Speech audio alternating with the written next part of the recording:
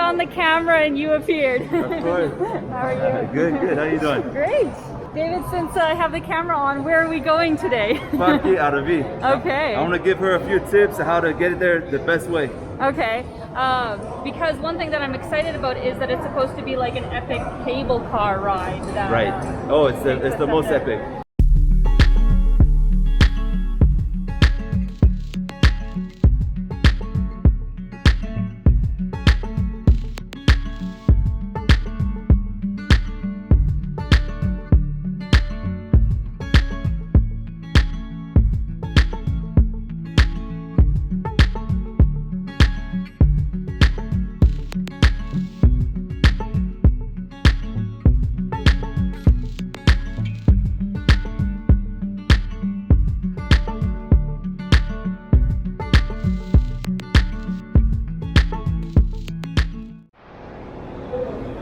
So guys, we just got to the cable car and David was saying that if you come on the weekends, this is usually like packed with people. So it's much better to like load up your card beforehand, right? And then you can just get on. Load up your car with like at least 50,000 pesos because when you make change in the Metro Cable and Santo Domingo, they're going to charge around 15,000 pesos. You're going to see we can skip the line, but there might not be a line today, so. Yeah. Let's sit on.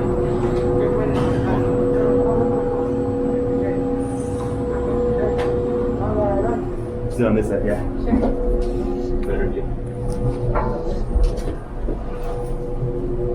So the cool thing about these cable cars is before they had these cable cars here in Medellin, people that lived up top of the mountains, they had to climb stairs or they take the buses that would take forever. So the city made cable cars to give easier access to the city. Yeah. And that changed a lot, for people. Absolutely. Changed our lives. Well, especially for older people, right? Of course. Yeah.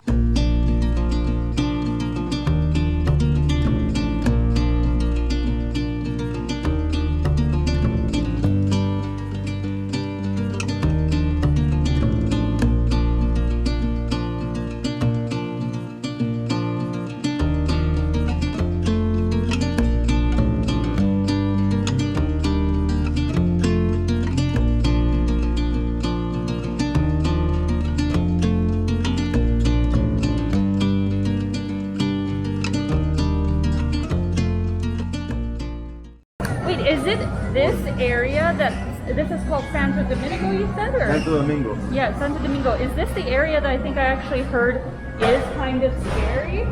Like sketchy? It used to be a lot more sketchy. Now you can definitely go out here and go to a store, get something to drink, no big deal. But here's a line.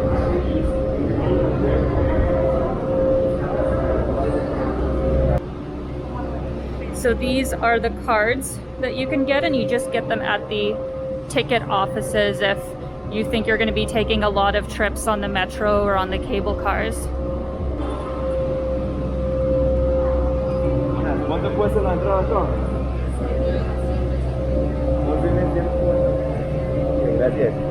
So it's 11,150 pesos to get in. Okay. 11,500 pesos, that's about like $3 US, something like that, each way. Right, yeah, exactly. And the cop there looks so young because as when they're in high school, they have the option either go to do military service or police service. Oh. So that's why they do police service here. And they don't have a gun, they just have a baton, yeah. Huh.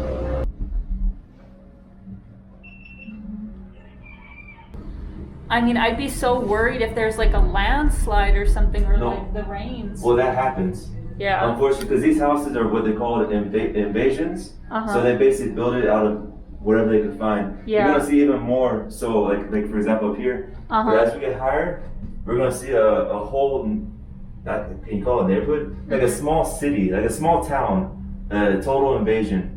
And basically, the reason why they did that, why that happened was during the conflict that Colombia was having throughout many years. People had to escape their country, their farms, that kind of stuff from the countryside, and come to the cities. Well, they lost everything. They left everything behind. So they had to escape really quick. They got here, and whatever they could find, wood, metal, the sheet metal, whatever they could find, they built their houses. Yeah. And for example, where you went to Comuna 13, San Javier, for the longest time, Medellin didn't recognize that as a city until maybe, I don't know how many years ago, 15, 20 years ago. You probably heard the story. Yeah. But they didn't even have plumbing. The town we're gonna see, I went there like last year. I did a video there for Christmas time. They didn't even have running water until maybe 3 or 4 years ago. And no, I apologize. They still don't have running water. They have tanks now. They have water tanks that the water companies come and fill it up. So people gotta go with their buckets to fill up the water to be able to bathe and shower. Wow. We won't see it that far, but from a distance you'll see it. That's crazy. We are high up. Yes, we are.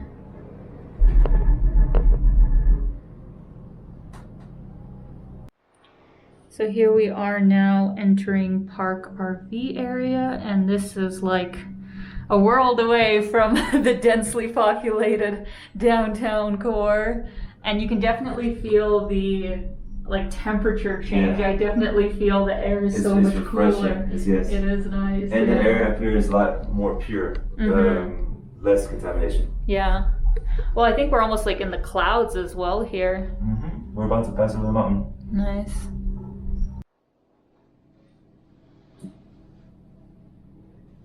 All right, we are just about to arrive in Park RV.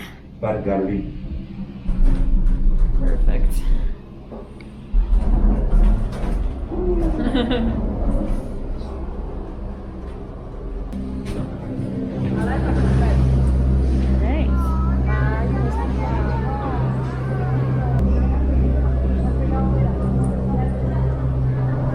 So these are all local farmers that bring their goods from their homes and to sell here. Oh, nice. In the past, before the whole situation we went through, the whole pandemic, this place was packed with a lot more people. But now it's less. And it's also a weekday. Yeah. So. Oh, wow, they got a lot here. What is that juice? ¿Qué tiene acá? Ah, okay. Wow. Papa rellena. This is chocolo con queso. Torta de chocolo. So this is like sausage, chorizo. Papa relleno is stuffed potato with beef. This is actually my favorite thing to eat here. Okay. This is a beef torta. And that's the chocolo, which is sweet corn with cheese inside. Delicious. Una panada de qué? De res? De carne, ¿hay de carne o con pollo? The beef and chicken, and then palitos de queso, which is cheese sticks. Plátano con queso y bocadillo. Ooh. So plantain with cheese and guayaba. Guayaba, is there? Hey, guayaba. Muy bueno. I've heard of the chocolo. I think I need to try that. Yeah, you should. Yeah. Un chocolo, por favor. ¿Cuánto cuesta? 3,000. Tres? You say? Yeah, perfect. Yeah, so here in Park RV, you have to take a tour, right? You're not able to walk around by yourself. They don't want you to walk around by yourself because it's a big park and get lost. And they don't want to have a lost foreigner out there in the woods. That's fair.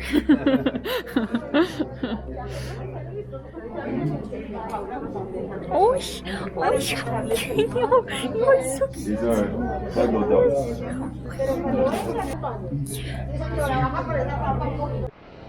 All right, guys.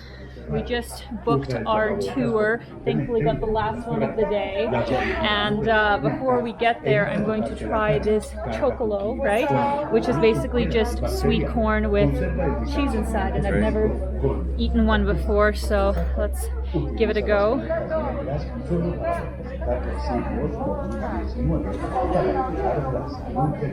It's good. Yeah. It's not like cornbread from home. But there's like that slight element of like southern cooking, but it's good, like really hearty, really nice. Excellent.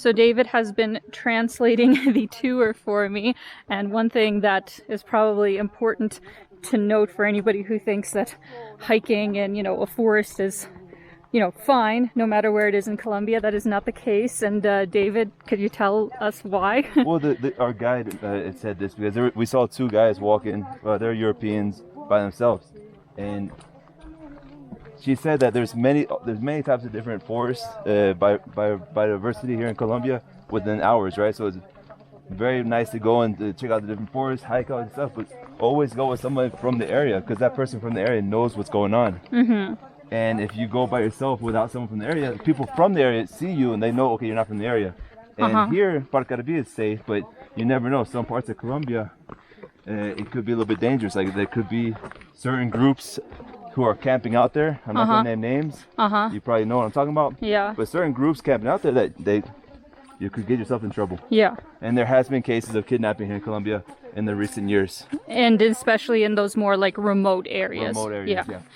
Because I mean, like, Tayrona is obviously like fine. Right. But like places that aren't, you know, on the tourist beaten track, you should not be going to those kinds of places by yourself. By yourself. Go with the tour guide. Yeah. Dentro del bosque, dentro de este tipo de plantación, también vamos a encontrar muchos musgos. We got our first mud pit here.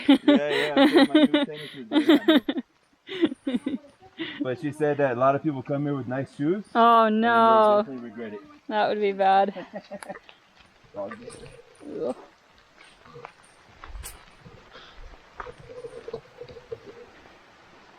Y con esto hacen los nidos.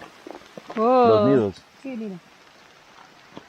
So this is a new branch, and it's gonna keep growing to this long branch here. And the colibris, which is the what are they called again? The For what? Colibrí en inglés. the Hummingbird. hummingbird. There we go.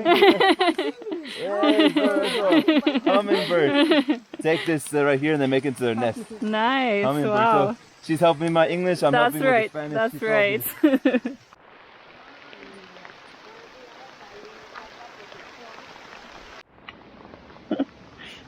Careful. Sad. Right out of my hand. Oh. It's all good. It was close. Yeah. And the mud has natural elements, right? Sure. Minerals. Minerals, yeah. Wait, goes my shoes. It's all dirty Yep, mine now. too. Yep. Well, that was that. I gotta close you. You warned us. Yep. Oh, frick.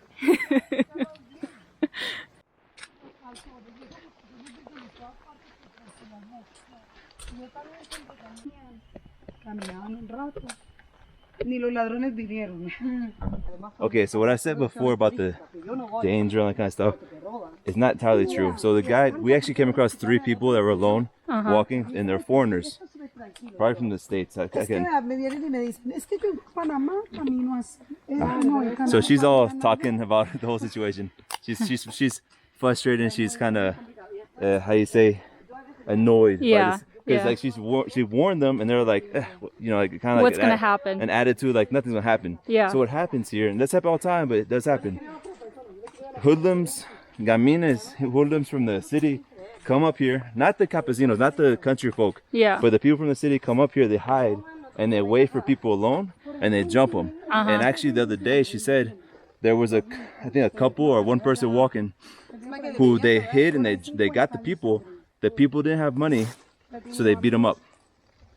That's so sad. So that's the real reason, because you won't get lost here. It's marked, it's easy to hike, Yeah. but just that precaution. Oh. And then she said, you know, Medellin's one of the most dangerous cities in the world because there's reasons, right? She loves her city. I love Medellin. I love absolutely.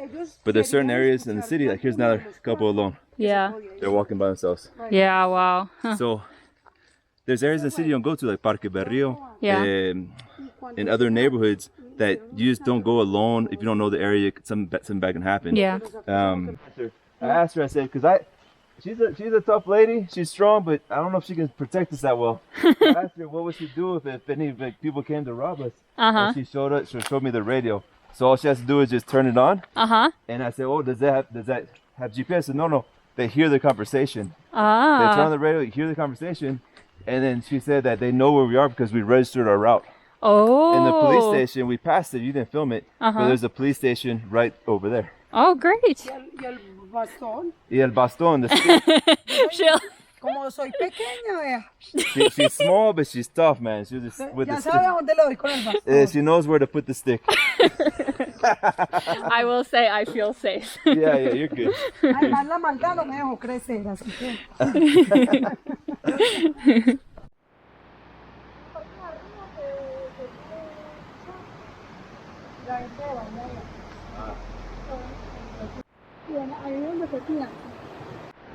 Ooh.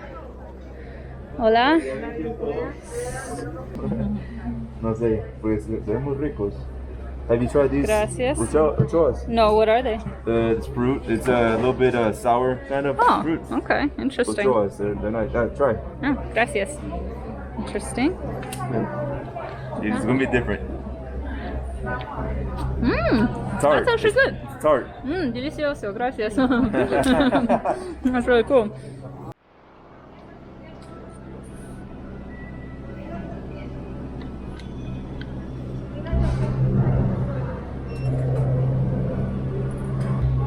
Well, an amazing trip to Park Arvi. Got in some hiking. Had a little shower as well. Now we've dried off. Yeah. And now we are gonna head back down and grab some food somewhere, right? Try to find some food, hopefully. Yeah.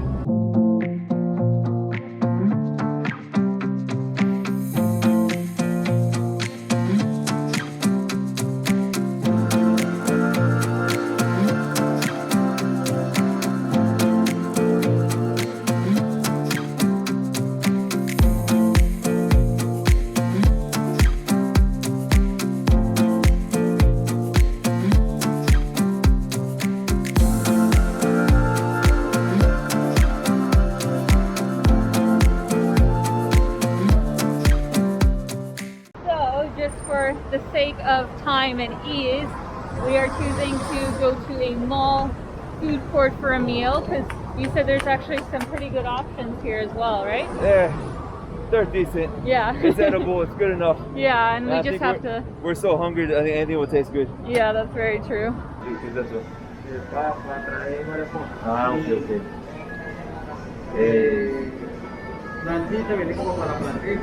Alright, so we got our menu of the day starting up here. This was potato soup, right? Cream of potato, I believe. Cream of potato. And then what is the juice that we got? Guarapo. Guarape. What is that? Guarapo is like panela, which is like, I think it's made of sugarcane. Concentrated. Yeah. And then it's put in the water and then mix it. Okay, cool. It's really nice. You should try it. Awesome. We just got our mains. David and I ordered the same thing, but oh my gosh, when I saw this plate, I'm like, is that vinaigrette? Is that like the famous Russian, beet salad? Because it looks exactly like it. Yeah, that's... Well, usually actually they don't have like any creaminess to it, so I'm not sure what's on here, but that's so funny because it looked exactly like Ukrainian Russian vinaigrette. Alright guys, it has been a long day. Has. Legs are tired, man. Yeah, that meal for some reason I just feel like slightly sleepy afterwards. Time for a nap. Yeah, exactly. Well, thank you so much, David. Thank you for taking me to Park Arvi. I will have David's channel linked in the description. Definitely check him out. And possibly we'll see each other again before I leave and explore another area of the city. So stay tuned for that and keep being your own kind of beautiful. Bye, guys. Ciao.